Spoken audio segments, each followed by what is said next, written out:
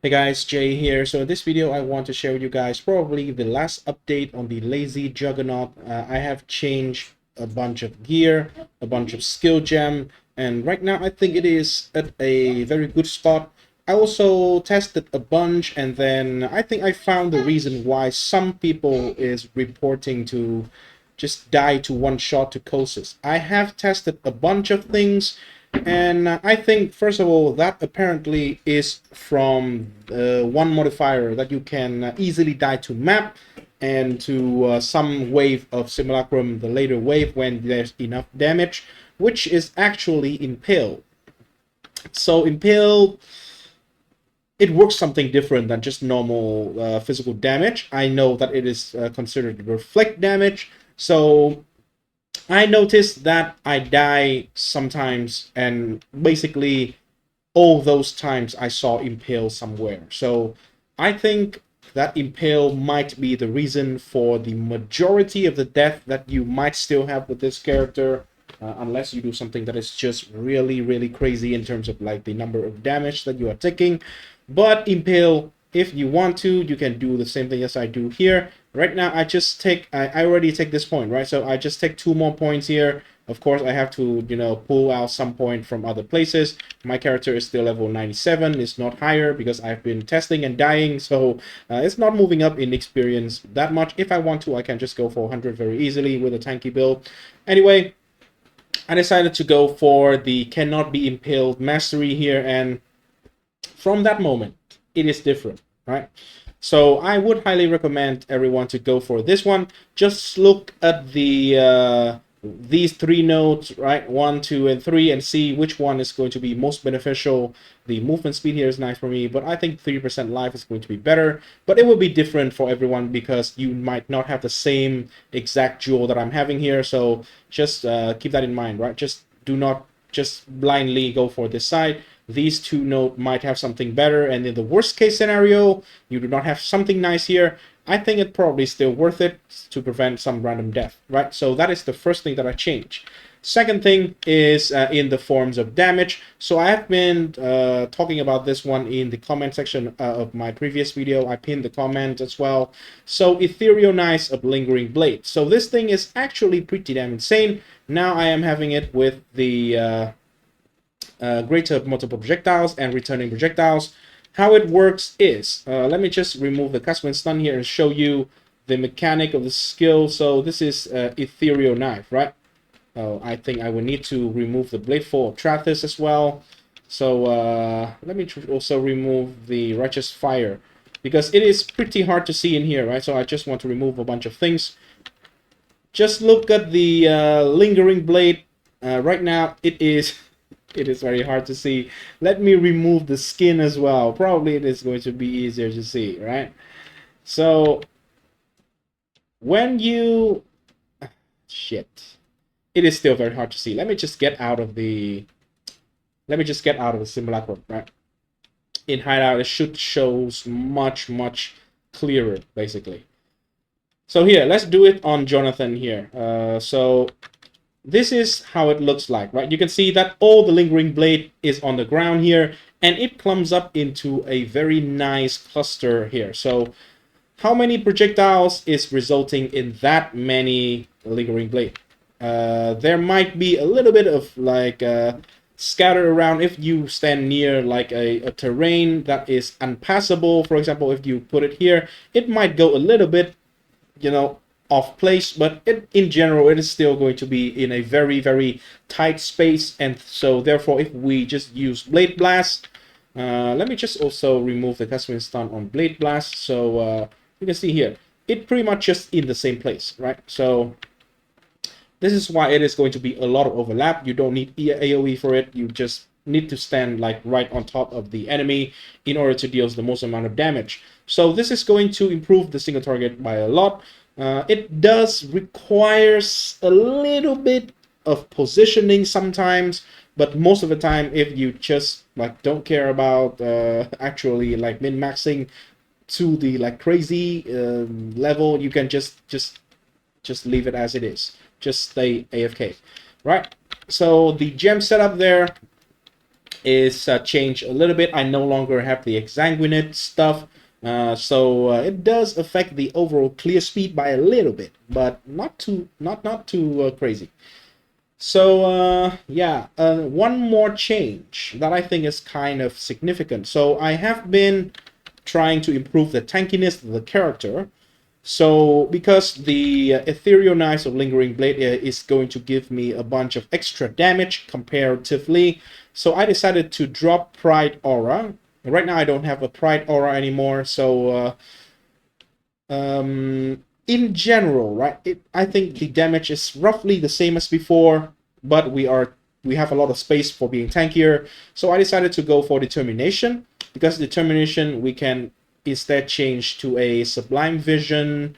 Here we can have a +1 maximum endurance charges, so that is pretty powerful, and it also gives a bunch of armor. This build normally without Determination does not have a lot of armor, so this is actually really valuable, and it just improved the maximum physical hit of the character by a shit ton. So other than that, I am also using the Inextricable Fate here. And Inextricable Fate is only good if we are also using the Nature's Patient by Nature's Affinity Small Cluster Jewel here. This thing is almost free. This thing, if you want one endurance charge, what you care about is really just one endurance charges. It's quite cheap right now, so hey, get it while it's still cheap. So what it does is it can give you up to 20 stack of Grasping Vine on your character. The downside is you are going to be slow to the point where you cannot move. So you can see here, it slows the character down, right? But if you use a movement skill, it just completely breaks through all the slow, and your character can just move normally, right? So with the Nature's Patient, it also provides 2% chance to deal double damage per Grasping Vine and 1% less damage taken per Grasping Vine. These are very powerful because the Pride Aura that we lost before, right? It is 40% increased physical damage taken at maximum effect of Aura. But it is going to be reduced by map mod or simulacrum mod that reduce the effect of aura. So that also reduces the damage that we realistically are dealing in the waves or in the maps that has the aura effect modifier, right? So this thing, 2% per Grasping Vine. If we are standing still and if we are fighting a target, the single target, we just stand still and tank everything, we are going to have up to 40% chance to deal double damage, which basically is roughly 40% more damage. That is really nice, right? And then we also have up to 20% less damage taken as well. This thing cannot be reduced by any form of like reduced defense or anything. So it is immune to all the map mods that can potentially ruin your character defensively, like maximum resistances, penetration, those things. Nothing is affecting the less damage taken on Grasping Vine here. I would like to say that this is not a playstyle for everyone. A lot of people, even though we can still break through the Grasping Vine immediately by using a Flame Dash, which is basically instant, but it's not for everyone. As some people might find this off-putting, so the good thing is it is almost free to try out, so just try it out, see if you like it. In general, it is just a lot more power for the character, right? So let's just go through a wave 15 here. Again, I just want to do one last wave because it's just going to be faster than going through the whole thing, right? So a little bit of showcase here again for people who have not seen this build before on what it is designed to do.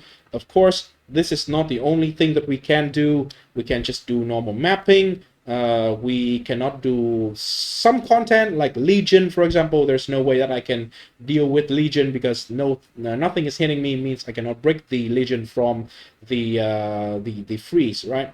And bosses, a lot of Pinnacle bosses do not hit your character that often, so it is going to be pretty bad for the build.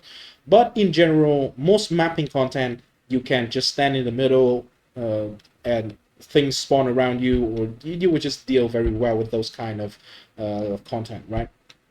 So yeah, okay, you should just stand still. As you can see here, I have 20 Grasping Vine stack because 10 come from the Nature's Affinity and 10 comes from the boots. So this is a lot tankier compared to the previous character, right? So I already imported in the POE here, and you can see that the maximum physical hit is way higher. Before, with Progenesis up, it is like 33, 35k something. This time I don't even have the Progenesis anymore, so we don't have any tankiness that is relying on any amount of flask uptime for a unique flask that is not up 100% of the time. So this is with Bottle Fate. Let me just show you Progenesis. If we get a Progenesis into the build,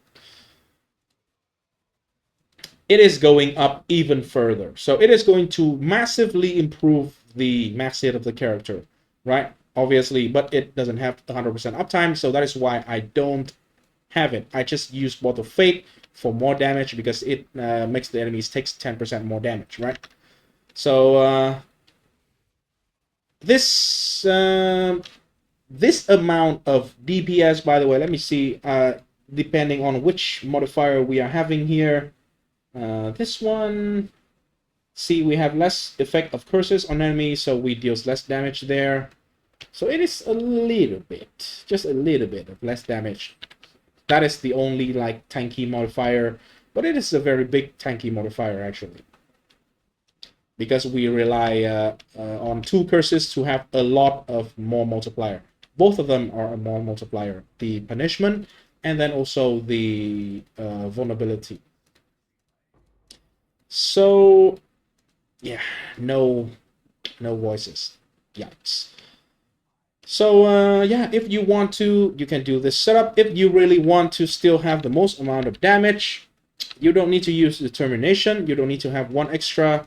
I have been using the Pride Aura for a very long time, and the explosion feels very nice. So if you want to, you can just use whatever you want to do. If you are doing more juice content, personally, I would highly recommend you to go for Determination and Sublime Vision for Determination here. And also, by the way, the Watcher's Eyes for Determination is also very good. So in case, if you want to get a Watcher's Eye for Determination as well, you can take, I still have 3 more levels. So compared to this character, you can still have 1, 2, 3 points. Just enough for 1 additional jewel, which is going to be the Watcher's Eye. So if you want to, you can get a Watcher's Eye here. There are a bunch of very nice modifiers for Watcher's Eyes as well. So let me try to bring up a trait here, right? I think I already have it set up. So this is the trait for Watcher's Eye. To be honest, I think this is the best one. If you want to get the best Watcher's Eye, it is going to cost you a decent amount of currency. This is the best combo for the Watcher's Eye. If you have this one, it is really good. 35 Divine. It is relatively expensive, but if you have it, you have 44%, up to 50%. Let's just say up to 60%. Actually, that is a lot. Up to 60% less crit damage taken, which means you only need to take 1 point here for the 30% reduced extra damage from critical strike to have 90% already. So it is almost immune to crit damage, and therefore you don't need to use this particular Soul of Solaris. You don't need this Pantheon. You can move to using Soul of Arakali, for example. I really like Soul of Arakali. You can do other things as well. So anyway, that is everything I want to share. Say hi. Say hi. Say hi. Say hello. Say hello. What? Say hi. Say hello. Oh, say hi. So he decided to say low instead of hi.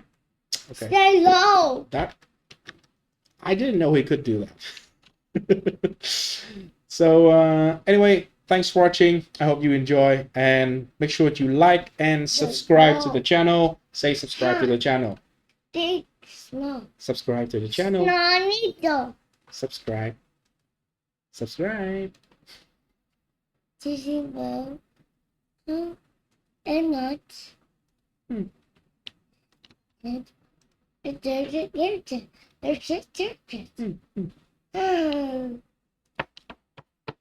Okay, I don't know what he's saying anymore. So anyway, thanks for watching.